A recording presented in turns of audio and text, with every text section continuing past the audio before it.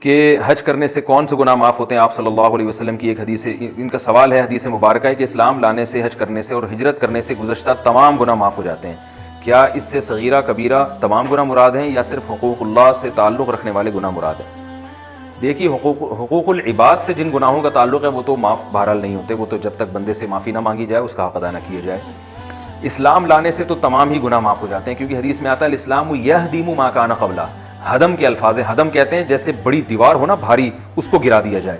تو یہ ہدم کا لفظ بتا رہا ہے کہ جب کوئی غیر مسلم مسلمان ہوتا ہے تو اس کے کبیرہ گناہ بھی معاف ہوتے ہیں. اس نے اگر زنا کیا ہو یا سود کھایا ہو یا جو بھی کیا ہو، وہ تو اسلام تو سب کچھ گرا کے برابر کر دیتا ہے.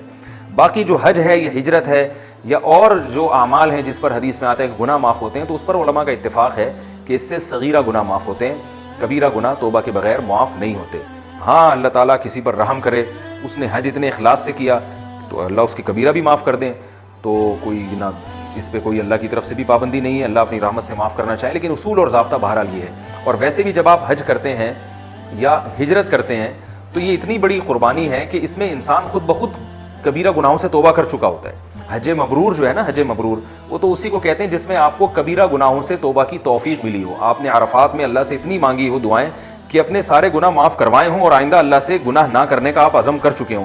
تو حج صحیح طریقے سے جب ہی ہوتا ہے اور اس کی مقبولیت کی علامت یہ ہے کہ آپ کبیرہ گناہوں سے توبہ کر چکے ہوں. تو یہ جو رسول اللہ صلی اللہ علیہ وسلم نے فرمایا کہ حج سے گناہ معاف ہوتے ہیں، تو اس حدیث کا یہ بھی مفہوم ہو سکتا ہے کہ حج میں توبہ کی توفیق انسان کو مل جاتی ہے، اور جب توبہ کر لے گا انسان تو بہرحال صغیرہ کبیرہ ہر قسم کے گناہ اس کے معاف ہو جاتے ہیں.